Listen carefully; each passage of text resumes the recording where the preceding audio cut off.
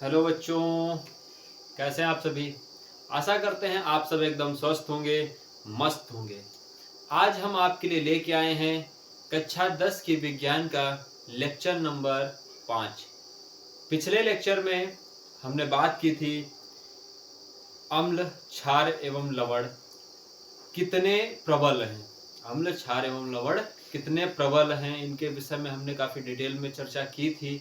अगर आप सबने हमारा लेक्चर नंबर 4 नहीं देखा है तो हम इसी वीडियो के डिस्क्रिप्शन बॉक्स में हम उसका लिंक दे देंगे, आप वहां से उसे देख सकते हैं।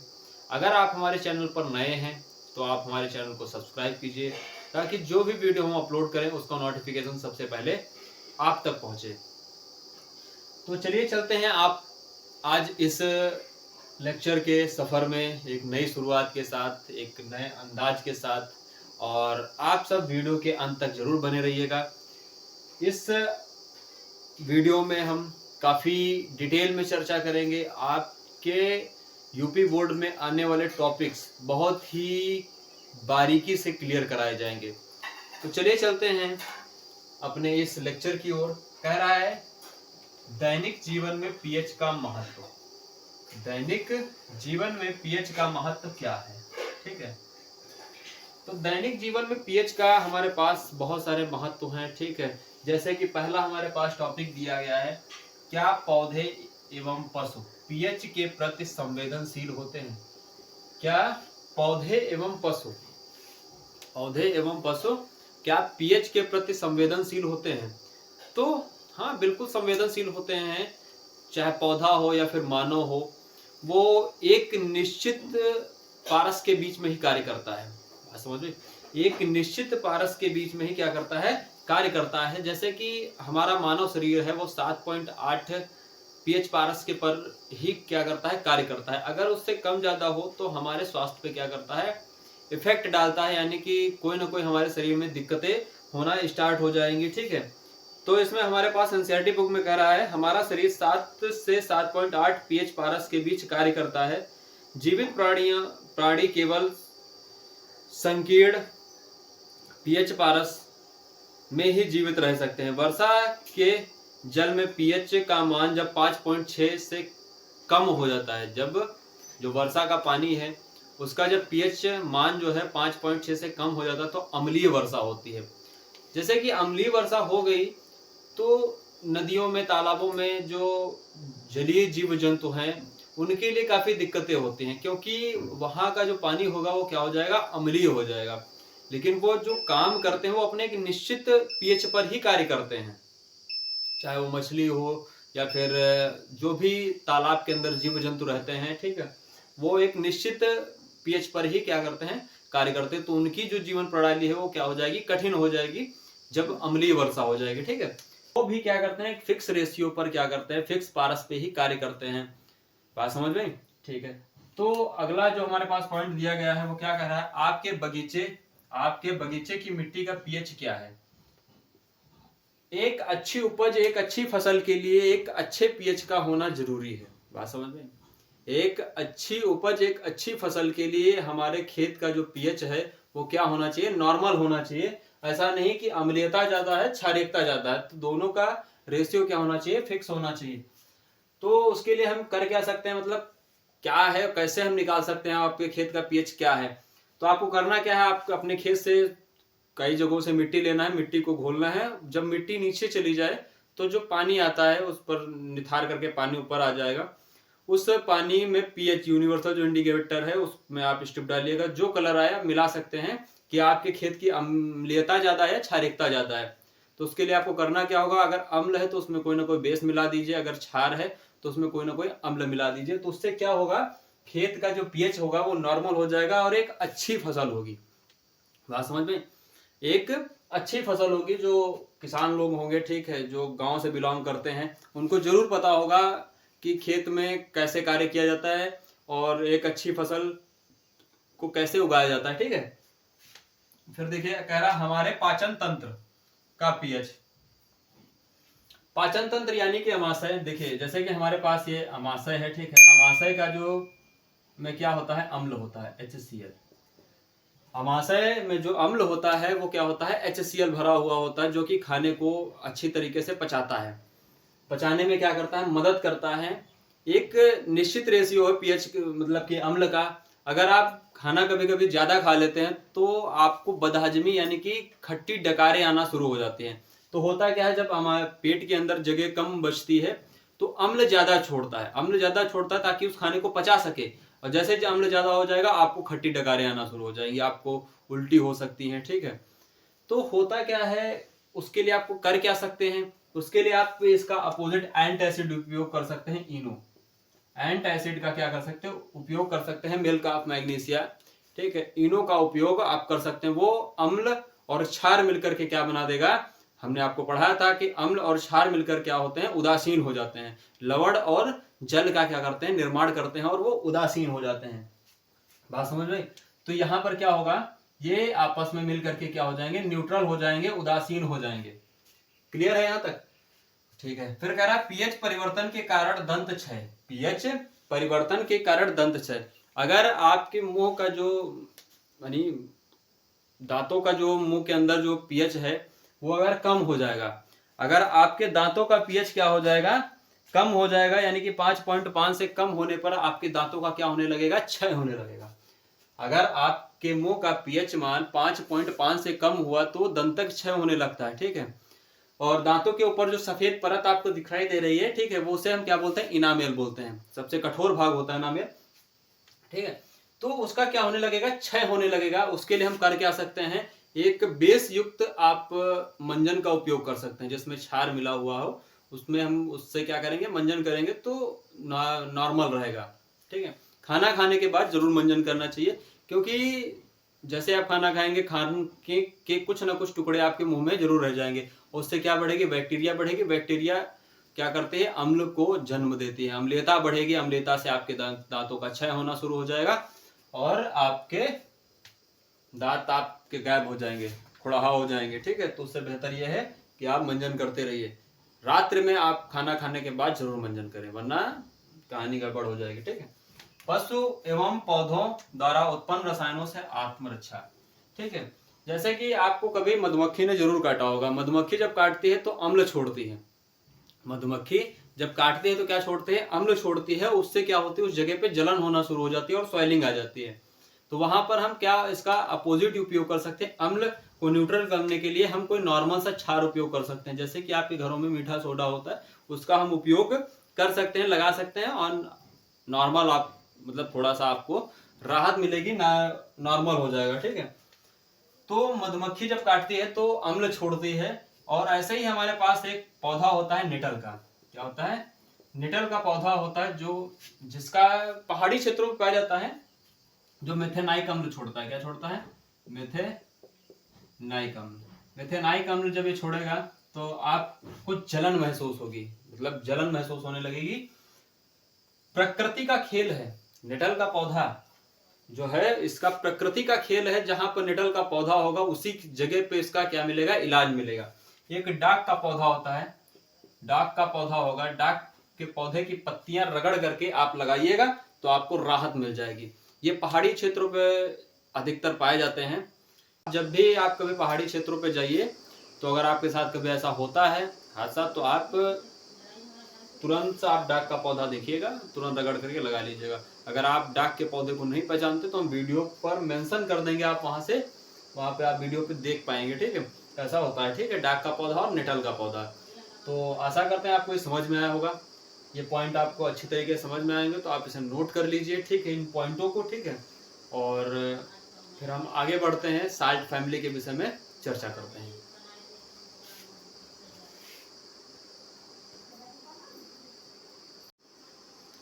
अब हम आगे देख लेते हैं लवण परिवार यानी कि साल्ट फैमिली। लवण परिवार यानी कि अब हमें क्या पढ़ना है, साल्ट फैमिली के विषय में हमें अब आगे पढ़ना है। चल, लवण प्राप्त कहाँ से होता है, यानी कि साल्ट हमें जो आपके घरों में नमक यूज होता है वो हमें प्राप्त कहाँ से होता है, वो हमें समुद्री जल से प्राप्त होता है। समुद्री जल से हमें यह नमक प्राप्त होता है, ठीक है। और इसी नमक को हम क्या घरों में यूज करते हैं, ठीक है। और काफी ये और बहुत सारी चीजों को बनाने में क्या करता है, कार्य करता है। कच्चा पदार्थ के रूप में भी हम इसका उपयोग करते हैं, ठीक है। जैसे व्यंजक चूर्ण बनाने में उपयोग होता है, खाने वाला सोडा, वॉशिंग सोडा, ठीक है। तो इनका उपयोग हम उसमें भी करते हैं, यानी कि कच्चे पदार्थ के रूप में भी उपयोग करते हैं इसका, ठीक है, किसका, नमक का, ठीक है। तो कैसे हमें प्राप्त होगा, कैसे हम इसकी प्रक्रियाओं को समझेंगे साल्ट फैमिली, तो ये हमें समुद्री जल से प्राप्त होता है, ठीक है, ये आप को पता ही होगा, ठीक है। तो अब हम आगे बढ़ते हैं, सोडियम हाइड्रोक्साइड का निर्माण विधि पढ़ते हैं, ठीक है। तो सोडियम हाइड्रोक्साइड हमें कैसे प्राप्त होगा, देखिए कह रहा है सोडियम क्लोराइड के जलीय विलयन पर विद्युत धारा प्रवाहित करने पर या वियोजित होकर सोडियम हाइड्रोक्साइड उत्पन्न करता है। इस प्रक्रिया को क्लोर क्षार प्रक्रिया कहते हैं, ठीक है। बात समझ, इस प्रक्रिया को क्या कहते हैं, क्लोर क्षार प्रक्रिया हम बोल देंगे। देखिए यहाँ पर हमने क्या भरा है, NaCl यानी कि नमक का घोल, NaCl यानी कि नमक का घोल हम यहाँ पे भर देंगे।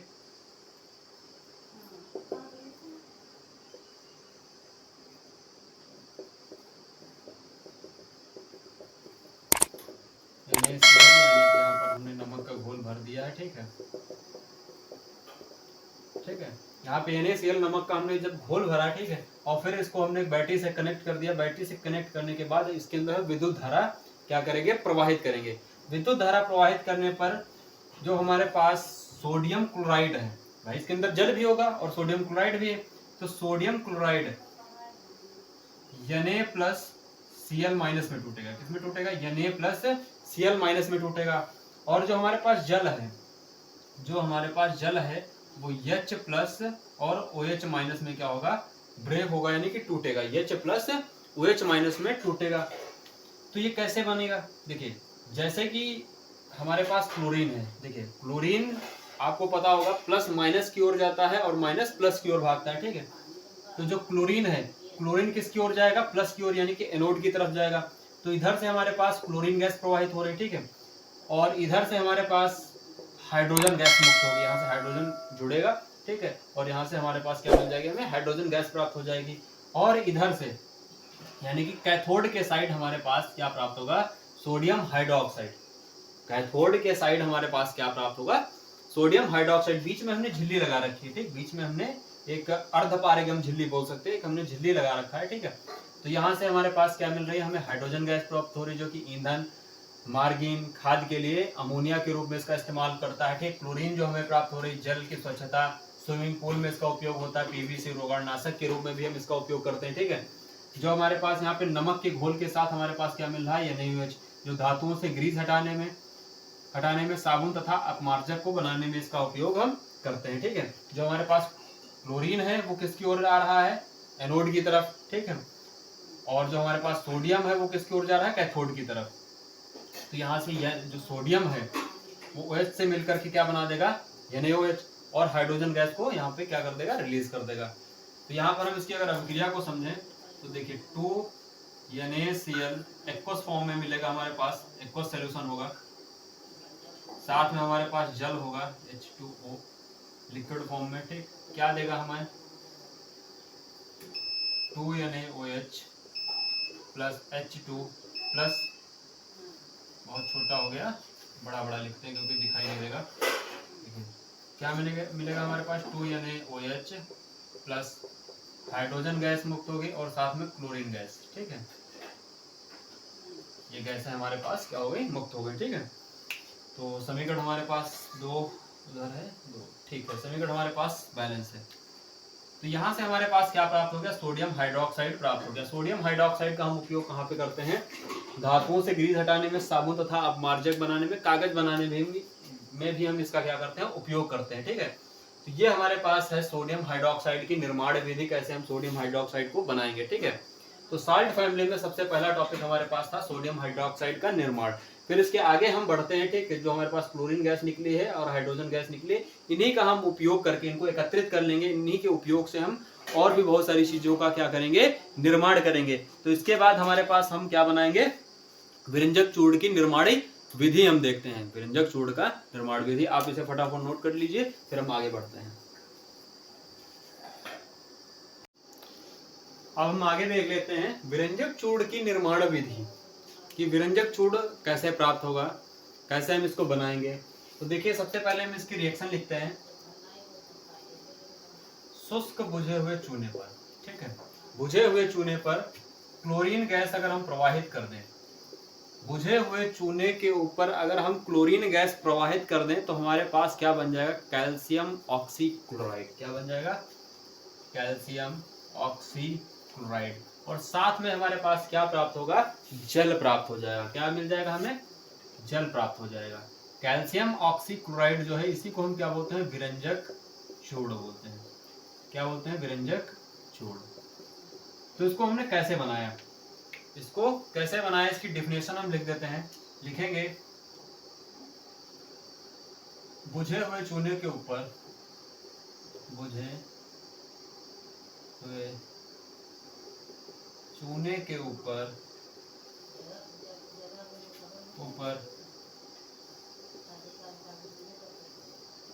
क्लोरीन गैस प्रवाहित करने पर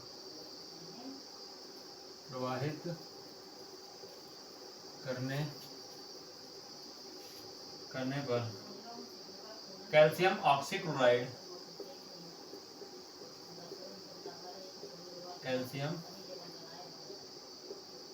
ऑक्सीक्लोराइड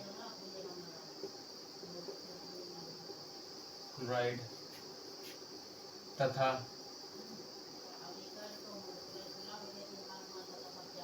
जल प्राप्त होता है। ठीक है, क्या मिलेगा, बुझे हुए चूने के ऊपर क्लोरीन गैस प्रवाहित करने पर कैल्शियम ऑक्सीक्लोराइड तथा जल प्राप्त होता है। कैल्शियम ऑक्सीक्लोराइड को ही हम क्या बोलते हैं, विरंजक चूर्ण। क्या बोलेंगे, विरंजक चूर्ण प्राप्त होगा। ठीक है, इसी को हम क्या बोलते हैं, विरंजक चूर्ण। और इसका उपयोग हम कहाँ कर सकते हैं भाई, अगर हमने विरंजक चूर्ण बना लिया तो इसका हम उपयोग कहाँ करेंगे, उपयोग तो सबसे पहला आप उपयोग लिखेंगे प्रयोगशाला में अभिकर्मक के रूप में। कहाँ पर उपयोग करेंगे, प्रयोगशाला में अभिकर्मक के रूप में। प्रयोगशाला में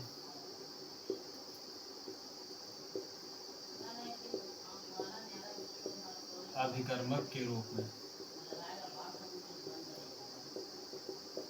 प्रयोगशाला में हम इसको अभिकर्मक के रूप में उपयोग करेंगे। ठीक है, पीने वाले जल को जीवाणु से मुक्त करने में, ठीक है, यानी कि जल के शुद्धिकरण में, जल के शुद्धिकरण में कहाँ पर उपयोग करेंगे, प्रयोगशाला में अभिकर्मक के रूप में इसका उपयोग करेंगे। जल के शुद्धिकरण में इसका उपयोग हम कर सकते हैं। और कह रहा है कई रासायनिक उद्योगों में एक उपचायक के रूप में, यहाँ पे लिखेंगे कई रासायनिक उद्योगों में उपचायक के रूप में, कई रासायनिक उद्योगों में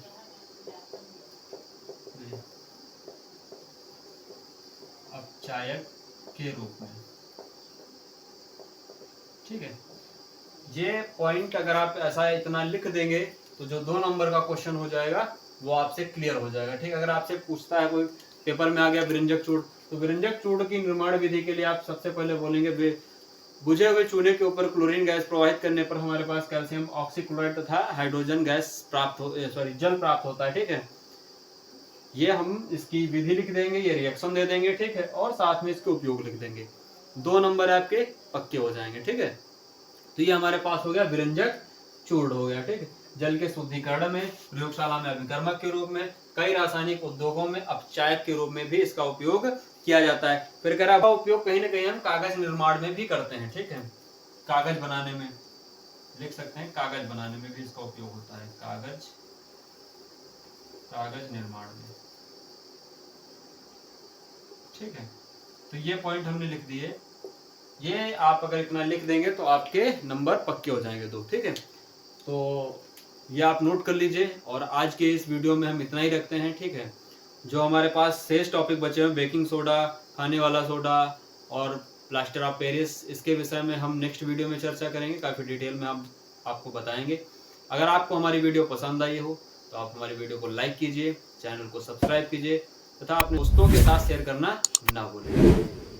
तो मिलते हैं आपसे नेक्स्ट वीडियो में। आज के लिए इतना ही, धन्यवाद, जय हिंद।